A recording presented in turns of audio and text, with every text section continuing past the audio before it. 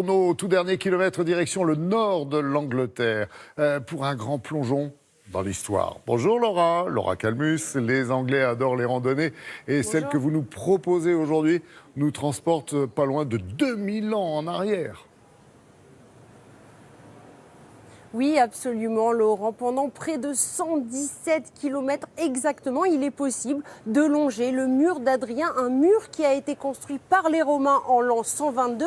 Il est inscrit au patrimoine mondial de l'UNESCO. Et pour les randonneurs, c'est une façon de se dépasser, mais aussi de découvrir l'histoire d'Angleterre. Et avec Félicie Godilla, nous sommes allés à la rencontre de ces marcheurs. Je vous propose de regarder ce reportage.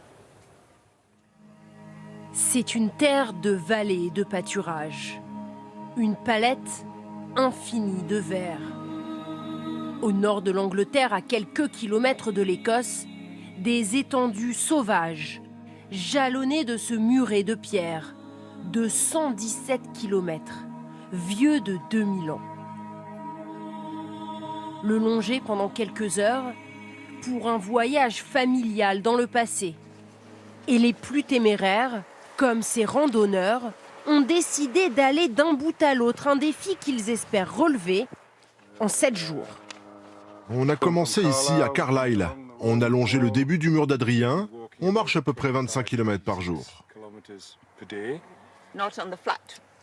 C'est assez plat au début et à la fin du trajet. Mais au milieu, c'est très pentu.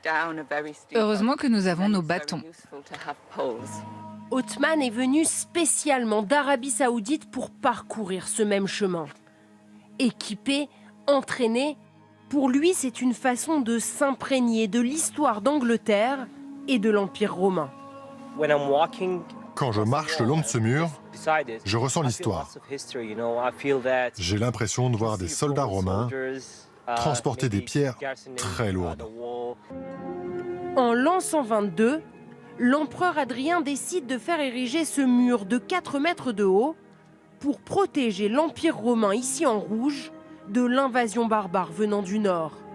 Une construction qui aurait duré 5 ans, des travaux titanesques pour un mur fait de pierre des carrières des alentours. Il y a 80 points d'entrée le long du mur. Voici l'un d'entre eux. Au nord, ici à gauche, c'étaient les terres des barbares, gardées par les soldats.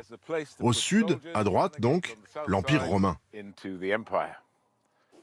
Mais à la chute de l'Empire, les habitants se servent de ces pierres comme matière première pour construire des maisons et des églises. Des ruines gorgées d'histoire qui attirent plus d'1 million de visiteurs par an, comme ces touristes chinois accompagnés de leur guide. Ici, nous allons marcher sur le mur. C'est le seul endroit où on peut faire ça. Et même s'ils ont déjà leur grande muraille, le mur d'Adrien ne les a pas laissés indifférents. Il y a tellement plus de monde sur la Grande Muraille de Chine. Ici, on a beaucoup plus d'espace pour apprécier la nature et les paysages. Et on arrive davantage à réfléchir à l'histoire. À la tombée de la nuit, il est même possible d'admirer le ciel dans cet observatoire, l'un des lieux les plus sombres d'Europe, là où la pollution lumineuse est moindre. Vega est assez proche de nous, seulement à 25 années-lumière. Ici brillent des centaines de milliards d'étoiles. Seul témoin de l'édification du mur d'Adrien, seul témoin aussi de ces milliers d'hommes qui soulevaient les pierres millénaires. Ah oui, donc magnifique vestige, mais qui n'est pas le seul d'ailleurs, Laura, de l'Empire romain dans la région. Oui, absolument. Un peu plus haut, au nord, en Écosse, il existe un autre mur, le mur d'Antonin, qui a été construit en l'an 140, puisque vous le savez, l'Empire romain avait pour objectif de conquérir le plus de terres possible. Et donc, quelques années après Adrien, c'est l'empereur Antonin qui a fait construire ce mur, mais qui est bien moins visible aujourd'hui. Une histoire ancienne, Laura, on l'a dit, mais qui inspire encore aujourd'hui.